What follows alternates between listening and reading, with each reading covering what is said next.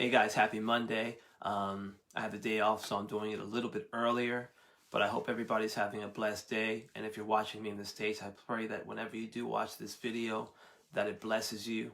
As you see behind me, I have a picture. It says, "Dare to be different." There are times that God is calling us. We can't always follow the crowd.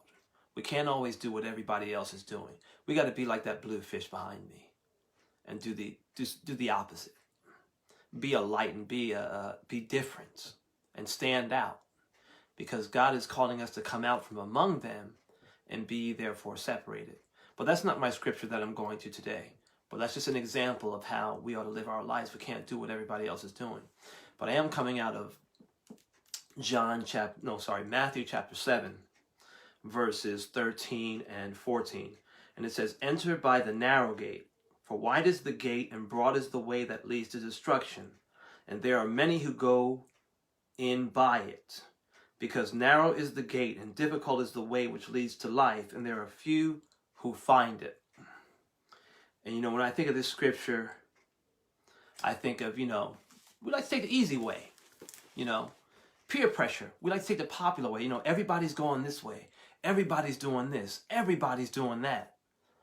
But, a lot of times those things that we do, when we follow the groups and the crowds, sometimes it leads to destruction. It leads to no good. So we can't do that. We got to go down the narrow path, because the wide path leads to destruction, right? As it says here, "Enter by the narrow gate, for wide is the gate and broad is the way that leads to destruction. There are many who go in by it." Of course, we like the easy way. We like to do what everybody else is doing. I was young. I had peer pressure, and there was that pressure to do what everybody else is doing. So yeah, I gave into that at times. But as I began to grow in the Lord, I learned that, hey, I can't do what everybody else is doing all the time. I got to go the opposite way. I got to stand out here. I got to be different, because it's a blessing for me if I get on the proper course, that narrow road which leads to life, that God was going to bless me in that. Even though right now it may look like I'm not blessed, and the people going towards whatever they're going towards are blessed, but I know that God's going to bless me in the end if I stay faithful. So yeah, we got to stay on that narrow path, because people don't find it. People don't want to go down the hard way, right? We like things easy. We don't want to go down the tight and narrow path because it's difficult. So this Christian walk that we're on, it's not always going to be easy and easy to go through. We're going to have challenges along the way, but in the end, it leads to life. So I want to share this testimony of mine, because I was on a road of destruction. And I hope my family doesn't mind that I share this, but it is part of who I am. And I thank God for the opportunity that He allows me to be different, and He allows me to stand out. This testimony is very dear to me. Anyhow, so I come from a family of men who are drinkers. Now, the Lord has changed a lot of us, but it all started with, before I get into this, let me say this. I'm not telling you you're wrong if you drink alcohol. I'm not telling you you're going to hell if you drink alcohol, because there are Christian people who drink alcohol. I'm not here to condemn you or tell you, you shouldn't drink and all that kind of stuff, right? We should never push our convictions on other people. I'm just telling you my experience, my testimony of how I feel about alcohol and what I saw. So anyway, let me get back into my story. So I came from a family of a lot of men who drink alcohol, and started with my grandfather. I don't know, it may have started before him. But anyhow, my grandfather would take his sons and me to the bar with him. I'm talking, we were like 9, we were very young, like under 10. So of course it's illegal for us to drink alcohol. But some bartenders would say okay. Some bartenders would say no. So, I was happy like when the cool bartender would, give me a drink. I had my little bottle of whatever I had. And so, it's really, when you look at it, it was really a part of my life. I would do anything to get alcohol. I would, pay someone extra money who was of age to buy it to get alcohol. It was a major part of my life. But as I was going on through my family and as I was growing up, I began to see a lot of destruction.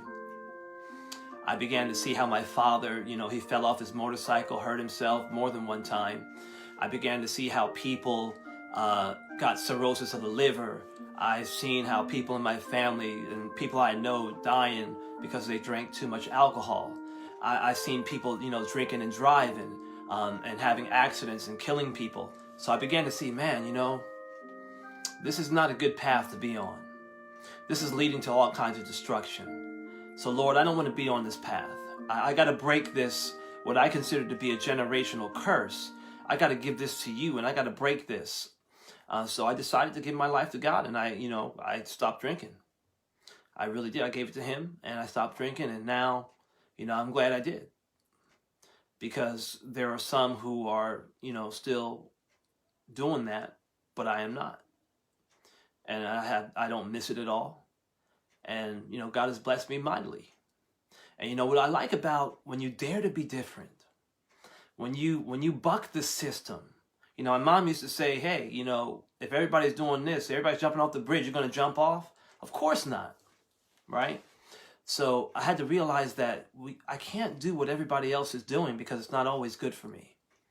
It's not always good for you. So I realized this, and I'm like, okay, I can't do this anymore. I got to give it to him. I gave it to God, and then, he changed my life. He changed my life, and I have no regrets. Don't miss it. I have no regrets. And, I like it because it opens up doors of opportunities for me to give my testimony and for me to share how God has changed my life. That's the blessing of being different. Because people are going to ask you why. Why don't you drink? Why don't you do this? Why don't you do that? Why don't you go here? Why don't you go there? And it's an opportunity for you to share your testimony and share what God has done for you. We don't always, hit people with the Bible over the head and stuff like that, but it gives us an opportunity to, share what God has done for us. So I always appreciate that opportunity to say, hey, I'm different. And I thank God for being the difference in my life. And I'm glad to share my testimony with others. So I challenge you. Dare to be different. Do things differently. Go down that straight and narrow path which leads to life. So God bless you. And I'll see you next week.